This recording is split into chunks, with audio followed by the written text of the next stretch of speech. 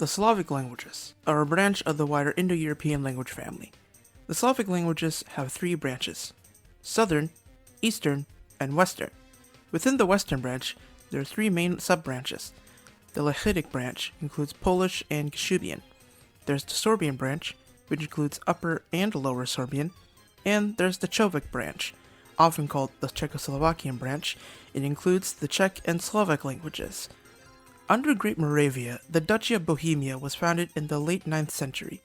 Prior to Slavic peoples settling the land, Bohemia was associated with the Boii, which were Celtic peoples. During the settlement of Bohemia, the Czech language we know today split from the early West Slavic during the 10th to 12th centuries. From the year 1002 to 1806, Bohemia became an imperial estate of the Holy Roman Empire, adopting the Latin alphabet to spell vernacular speech. Originally, the Glagolitic alphabet was used around the 14th century, but the Latin alphabet was also used. Some texts mixed both together. Glagolitic was replaced because scribes that wrote in Latin preferred using it to write the Czech language. Much literature and documentation was written and recorded in the 14th century. Czech theologist and philosopher, and later church reformer and the inspiration of Husitism, Jan Hus created and published the Orthographia Bohemica between 1406 to 1412. Of the many early writing conventions for Czech, the Orthographia Bohemica was the first to use diacritics in writing, diacritics being accent markings and such. From the 16th to the start of the 17th century, a more mature literary language was forming. The first complete translation of the Bible, called the Kralice Bible, was made between 1579 to 1593, became the pattern of the literary language. Starting from 1620 to the late 18th century, became known as the Dark Age. During the 30 Years' War, the population of the Czech lands had declined because of the expulsion of Czech Protestants, plus war, disease, and famine, leading to peasant uprisings. The end of the Holy Roman Empire in 1806 led to the political status of Bohemia to degrade. It lost its position as both an electorate and its political representation in the Imperial Diet, which was the deliberative body of the Holy Roman Empire. During the 18th and 19th centuries, efforts to revive the culture, national identity, and the Czech language were starting. This revival occurred after Bohemian lands were made a part of the Austrian Empire. Striving for liberal reforms and autonomy of the Bohemian crown within the Austrian Empire, revolutions took place between March 1848 to November 1849.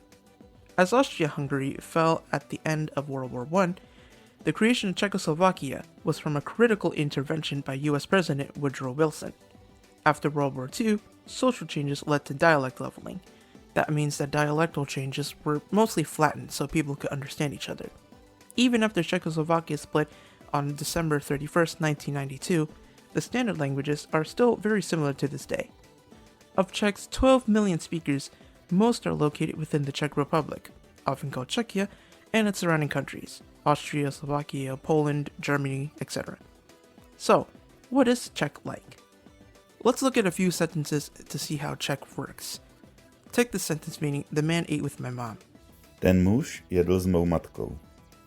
Ten muž jedl s mojí matkou. First, we have the word for the. Ten. Czech has cognates in other Slavic languages, though in these languages they act as demonstratives, this or that, all of which are inflected for case. 6 of them, in fact. For nouns and adjectives, there are 7. For the word muž, meaning man, it's in the nominative singular form, and the word for mom, matkou, is in the instrumental singular. There are 7 main cases in Czech: nominative, which is used for primarily the subject; accusative, used for the direct object; genitive, usually used for possession; dative, in indirect objects like to the noun; locative, showing the location; instrumental, showing with; and the vocative, used for calling something or someone. Note that prepositions are used with inflections to clarify meaning. In this case, with the instrumental, you need the preposition s, meaning with. In other words, this sentence would mean something like the man used my mom to eat. jedl, is a past tense form of the verb meaning to eat. When verbs are in the past tense form, they have various forms to agree with the subject. Let's take a look at spelling and pronunciation for a little bit. Czech has three main consonant groups: hard, neutral, and soft. Also, there are two categories for vowels: short and long. First, there's this letter. It's pronounced as a Ra. It's somewhere between a r and a j. For example, the word for four. 4, Other letters with this diacritic are usually palatalized consonants: ñ, sh, j, and ch. E also has this diacritic, but it shows that the previous consonant is palatalized. In other words, it has a y quality to it, though the exception is for m, which sounds like a mně. For example, the word for soft. měkký, The long vowels in Czech have acute accents, except for the letter U. It has a ring. U with an acute accent is only used in loan words.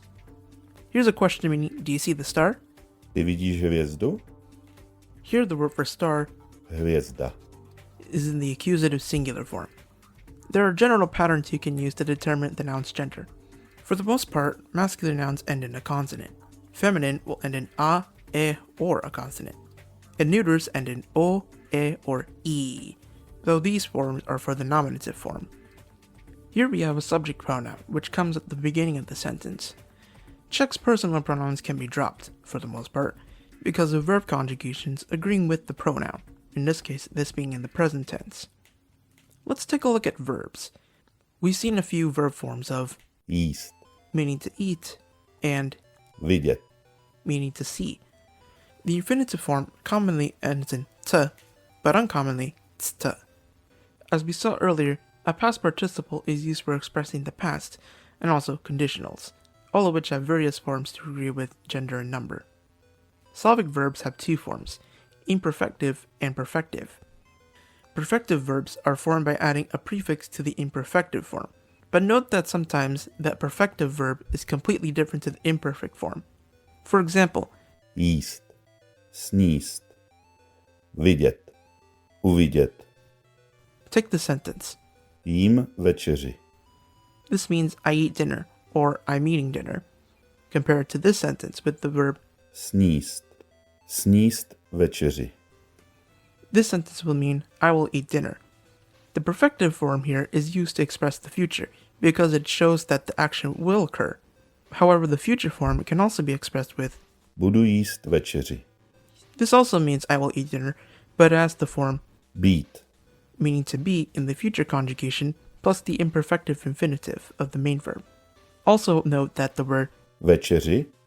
in this sentence is the accusative form, but it can also be the dative, instrumental, or locative form. Some nouns can have the same inflectional form depending on the word. The conditional conjugation of the verb to be Být. are slowly becoming obsolete in casual speech.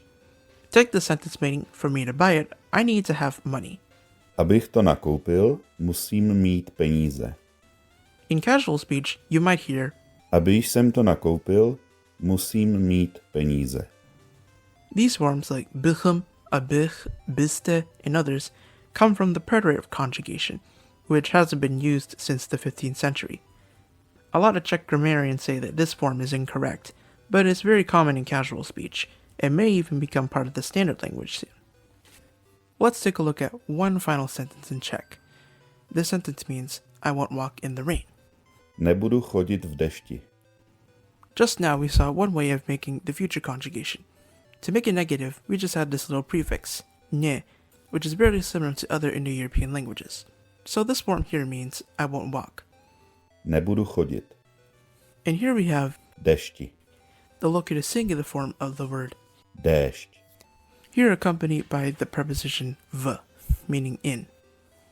I've seen many comments online that Czech is notoriously very difficult, even by native Czech speakers. Looking into Czech just enough for this video, I can say that there are some aspects that English speakers may need to slow down very much for, because a lot of it could get very complicated very quickly. But with learning another language, including Czech, you learn the key to unlock a new culture.